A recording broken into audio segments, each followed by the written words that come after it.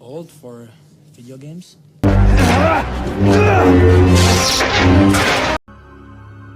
You have failed. The same way, I will destroy you. And my friend is truly dead. Now this is pod racing. Ladies and gentlemen, welcome back to the Graying Jedi podcast. These are the Council Chambers. I am Urza Master. Joining me as always, Jedi Master Psyllium Maas and Lord Uther. Welcome, gentlemen, to the Council Chambers once again. Today we venture into another great episode in the galaxy far, far away of The Mandalorian. And without any further ado, I turn it over to our Jedi Master Psyllium Maas for a little backstory on this week's episode, the 13th entry in Season 2. Thank you, members of the Council, and to all of you enjoying us worldwide, from these United States all the way out to Uzbekistan and Sydney, Australia. We have reached Chapter 13 of Star Wars The Mandalorian Season 2, The Jedi. Now, Graying Jedi fans will know that we have talked about the first season of Dave Filoni's Ahsoka, which you will note here in t-shirt form.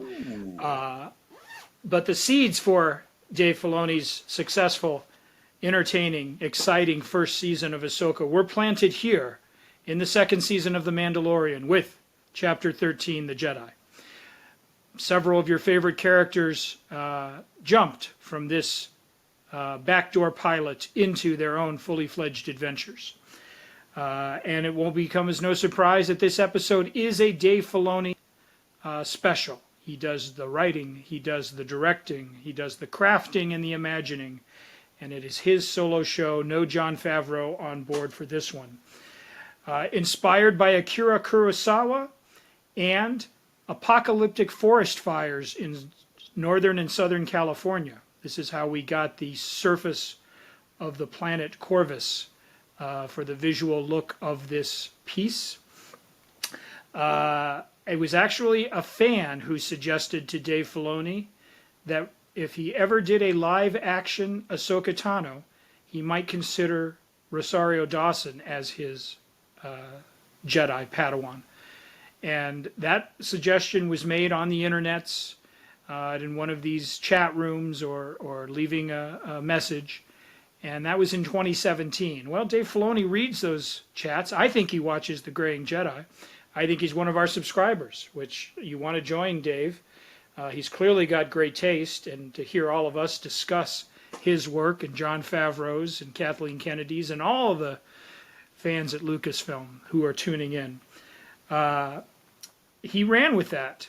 And when it came time to realize the character he first created for the Clone Wars and then continued on in Star Wars Rebels, he did indeed offer the Part 2 and cement her lore in Star Wars legacy history, Rosario Dawson as Ahsoka Tano, former Jedi Padawan to Anakin Skywalker. So this was actually her first appearance as a Togruta with her dual white lightsabers. And we also had Diana Lee Inosato playing Morgan Elsbeth. And if you were a fan of our Graying Jedi coverage of Ahsoka, you know Morgan. She was a Dathomir witch who ultimately met her fate in a galaxy even farther, farther away. But this was our first introduction to Morgan.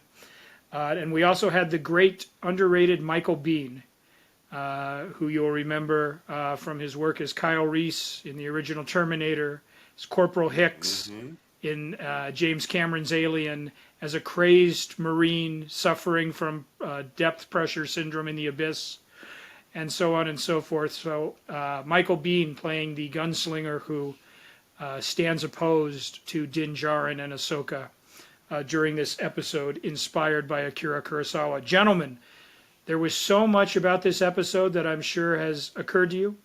I am anxious for your reactions. I am anxious for how you took these characters sort of coming to life, if you will, knowing that they would have further story arcs and shadings down the road. But what did we think of our first introduction to Ahsoka Tano and the Jedi? I gotta say, I think I appreciate this episode more now than I did the first time. I was not a viewer of the Clone Wars. I didn't know much about Ahsoka, so I was excited to see a Jedi. I mean, I have to admit, like, I was very excited for the show to not involve Jedi and tell different stories.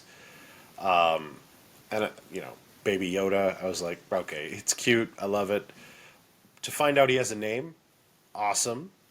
But even more so to see a Jedi locked into a battle or a struggle not related to the Emperor and the Empire directly was really cool. And the second time around now watching this, because this is oddly just my second time seeing it, I gotta say I appreciate all that much more because I've seen what Morgan Elsbeth is going to do. I've seen how Ahsoka is going to develop from here.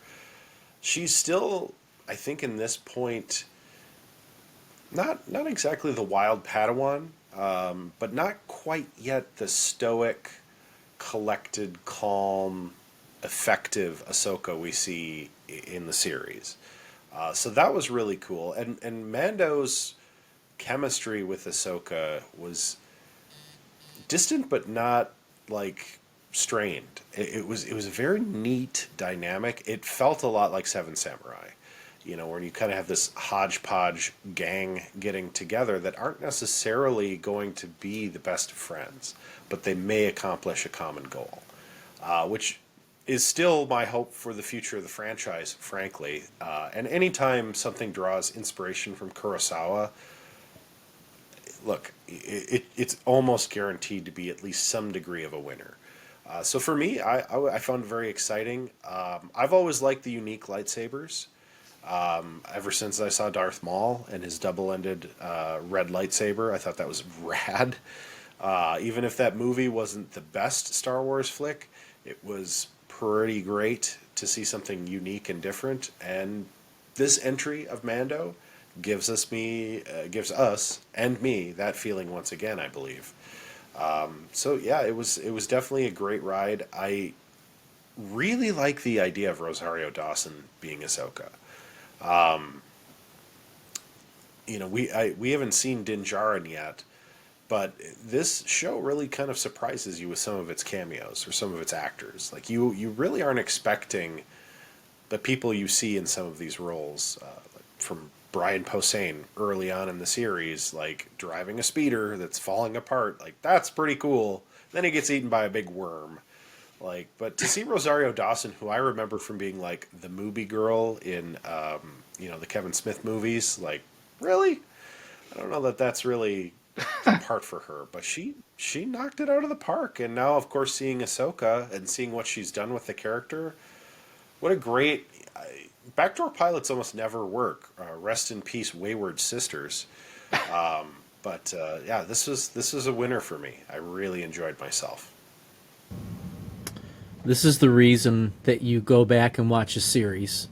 And I say that because to go along with what Urza Master said, I appreciate Ahsoka now that I've seen, even more now that I've seen this episode.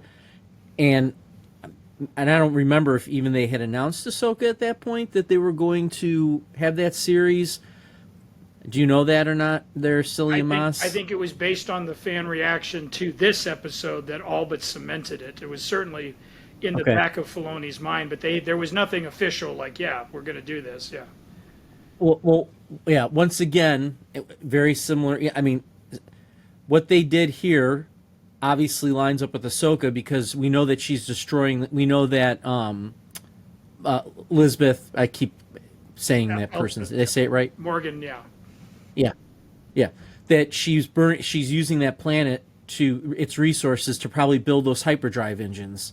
Like, that was one of my thoughts with this, right? So kind of they lined up that episode of Mandalorian for Ahsoka when they do that. So going back and watching that again, this is why people should go backwards and watch series over again to pick up on some of those things.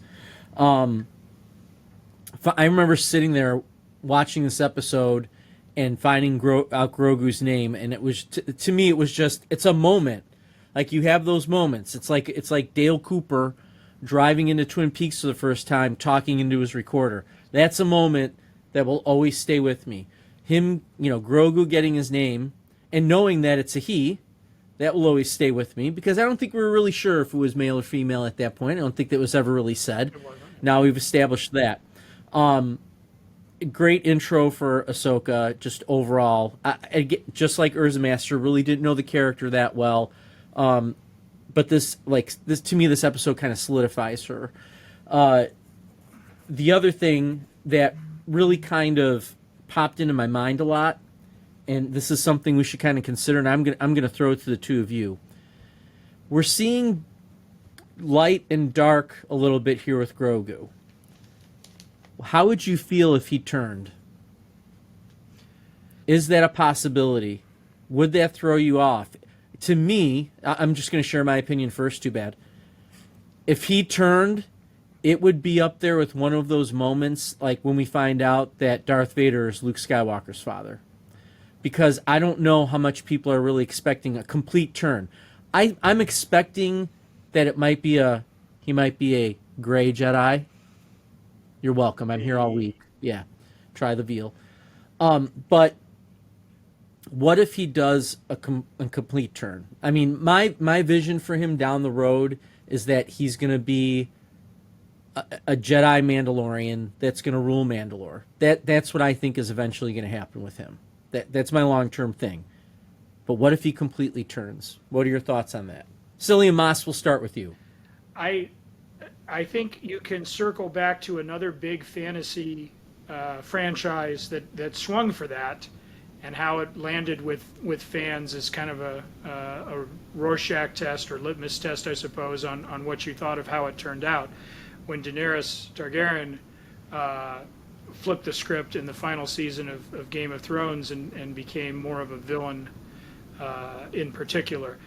I would love a turn, because it always makes for great drama. Learning that Ben Solo was an agent of the dark side in the sequel trilogy, had that, oh my gosh, you're telling me the kid who belongs to Luke and Leia is actually a baddie? I think it has to be earned. So if we're going to do Grogu, and we've seen moments where he's choking out Cara Dune, although he's doing that because he thinks that she's harming Mando in an arm wrestling fight.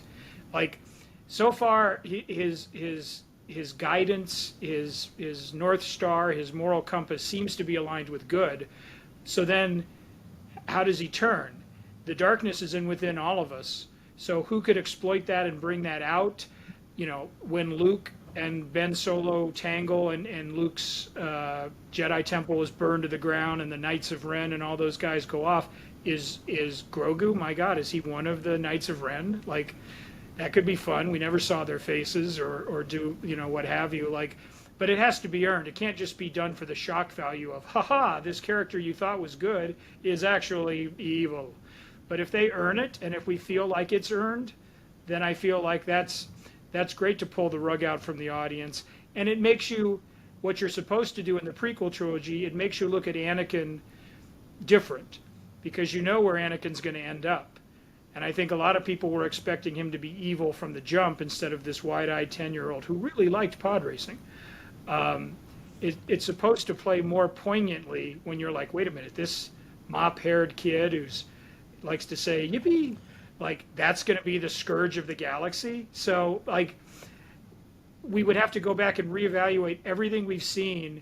Think of it from a Star Trek point of view. What if Will Riker turned out to be a real heel? Like, it would force you to go back and go all the way back. Thomas Riker. It would force you to go back and reevaluate your own feelings as to that character. But you would feel cheated if they just decided arbitrarily, oh, look, now Will Riker's a baddie. Like, so I think that's incumbent on the producers. You need to have that vision lapped out. If you're planning on Grogu to turn to the dark side and be an agent of chaos and destruction, then we have to see some breadcrumbs there that would give us that impression. It can't just be for the cliffhanger of a season finale, and you're like, oh, wait till next summer. So that's where I am. Real quick, Urza, before I let you go with that, I think we accept Ben Solo taking that route because we've got the legacy books. We've got those books that already set it up with Jason. Right. So we know that's been switched out. So I think that's why the Ben Solo angle might have been a little more acceptable. Din Djarin dies. He's killed somehow. That turns Grogu. Anyway, yeah, okay. That would be the motivation. Urza Master, to you. I think that's a little convenient. It is. Dave Filoni can hire me anytime he wants. I'm right here. I'm going to be honest. I really think that's a tired trope in Star Wars movies and in movies in general, is taking the person you thought would be the hero, who would bring balance to the Force, and making them the villain. Like, why can't we just have the cute little green guy grow up to be like a cute little green guy who's also got a heart of gold and is just like wonderful and a white knight? They don't do that anymore in cinema. You just don't see that sort of.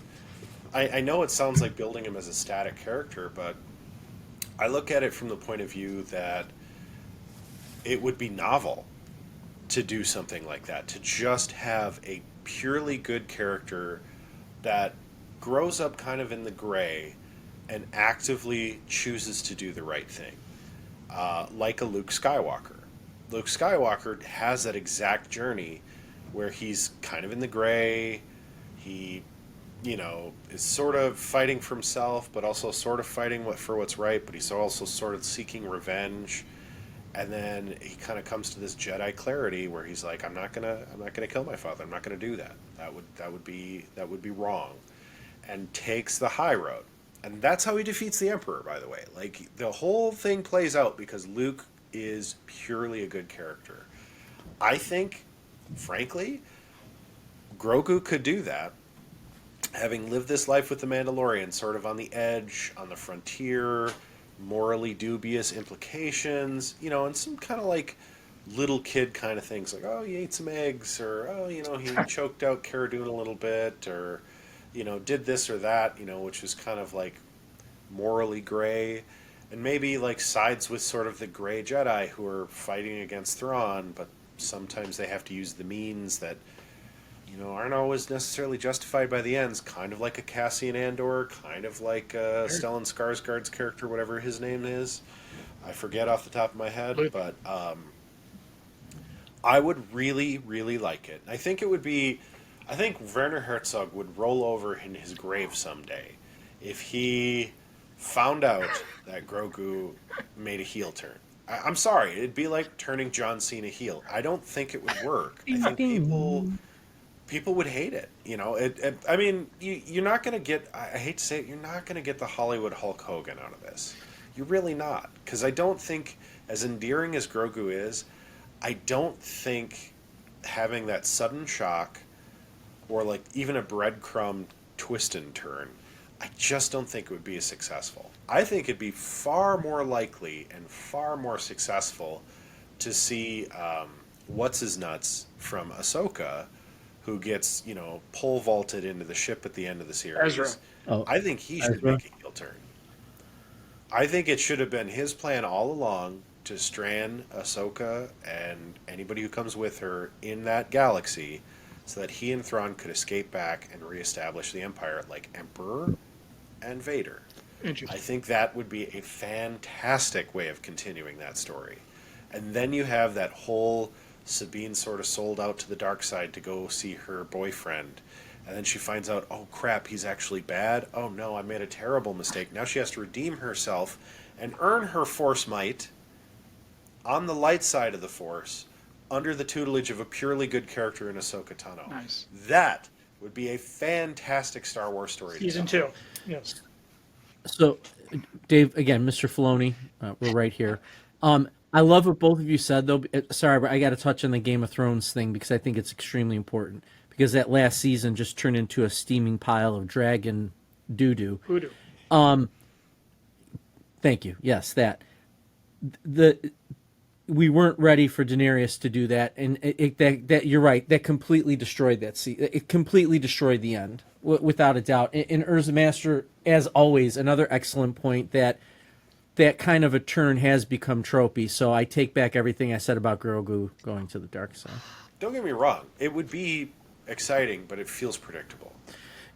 Yeah, and I hate to yeah, say it. that's a good point. And it would be tough to sell That's why I asked. at the You've been corrected. store. So Mr. Filoni, you can still hire me, sir. one brief final note here before we grade out. What I love about Star Wars and what they did all the way back in 1977 with A New Hope is that things that lesser filmmakers or storytellers would have made the focus of a scene are just incidental background moments. And of course, we're talking about the Mos Eisley Cantina, in which you have all of these fantastic creature creations sitting there drinking and haggling and playing music, and they're not really the focus of that sequence, but they capture your attention, and it's like, well, no, we've got to go tell how Luke and Ben, hire Han and Chewie to take them, to the Alderaan system. Like, Star Wars just accepts that this is a lived-in universe, and these people move through it, and you might see something tantalizing on the side of the screen or in the background, but and maybe you'll get to that down the road, but that's not what we're telling here. And I bring that up for this episode because when we first land on Corvus, this apocalyptic, all the trees are burned down, there's smoke coming from the ground, it looks terrible. There are these giant creatures in the background. They look like straight out of Jurassic Park, and they kind of dip their heads down, and presumably they're just munching on shrubs or dirt or branches or whatever they are.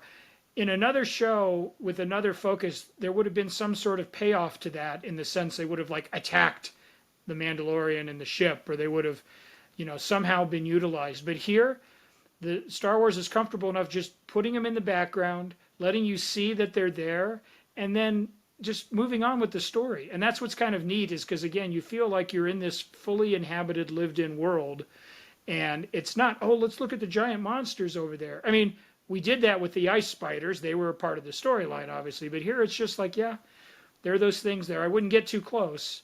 And I love that moment, that little telling detail. It felt like authentic Star Wars there, where they don't have to sit there and show off, because it took time to render those things in CGI and do that. And most people are like, hey, let's show them that's got a tail and teeth and little arms. But nope, it was just right there. And the Mando goes into town and gets hired by Morgan to take out Ahsoka, and then things get really sideways. So great work, Mr. Filoni, and for launching a secondary stream of Star Wars adventures with the help of this episode.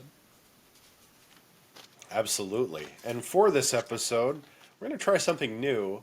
All of us at once are going to give our little visual aids and show off how we feel, how we rate this episode with our lightsaber color. So, gentlemen, on the count of 3, your visual aids to cue in the colors for your lightsaber ratings. 1, 2, 3. Green container of dilithium crystals, fresh from the warp core. Nice. Wonderful. And A what would, Yoda head statue and a white plate. Psyllium Maas, explain the white plate. well, I mean, it's great for serving leftover cat food to any outdoor Tuca cats that might come by your hut there on Paul or Tatooine. But yes, this episode to me transcends even the emerald foresty green. And Corvus is not a planet to find foresty green. This is a blinding white episode for me, because of all the things that it does, all of the setups it will bring us down the road, all the payoffs, and just this fearsome atmosphere. We have bells. Star Wars loves clanging of bells, and we have this very Japanese influenced village, and we have the villagers who are being electronically crucified, if you will, or strung up in the square. And you have the guards, and you have a spear of Beskar to make for a very old-fashioned duel with, Ahsoka's swords clanging against the indestructible metal. And then you fuse that with the classic gunfighters, staring each other down in the town square, waiting to see whose side prevails. And it was so rich and so dynamic. We talk about how each episode kind of, when you hire different directors or have different people working on it, it still feels like a unified, seamless whole. But this episode stands out because it doesn't look like the Ice Spiders episode or the Waterworld Planet of Trask that Bryce Dallas Howard gave it.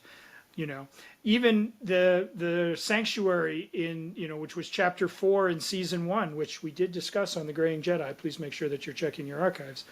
That had Kurosawa influences, but a very different, variety. With the villagers being, attacked Magnificent Seven Samurai style by the Marauders and so forth. So even when they go to the same creative origin, they come out looking, sounding, and feeling different, because this is very much also of that school, but a very different look and flavor and feel. So yes, brilliant, blinding. I must put on sunglasses, white for the Jedi. Wonderful. Lord Uther? It was great. I mean, yes to everything Psyllium Maas said. It's.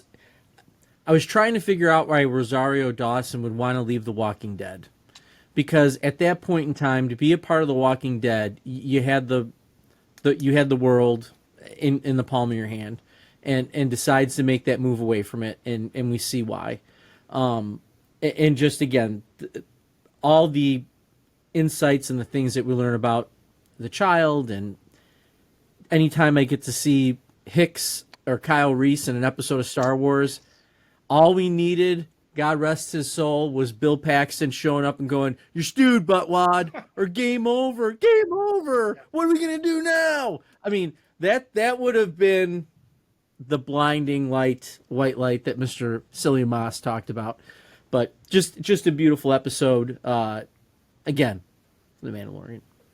Love it. And there's not much more I can say about it other than the only reason I think I don't give it a white rating is, one, I didn't think of that, and two, it did bring a Jedi into a Jedi-less show. Up until the point, of course, of Grogu using the Force, but in name, there was no Jedi to this point exactly. So I do like where they're headed with Grogu. I loved bringing Ahsoka in. I would still like to see more purely Mandalorian stories, and obviously I think we're going to get those coming up. So stay tuned to the Warp Core podcast. We will be here in the Jedi Council chambers. We will see you again in a galaxy far, far away. And until then, may the Force be with you. And also with us.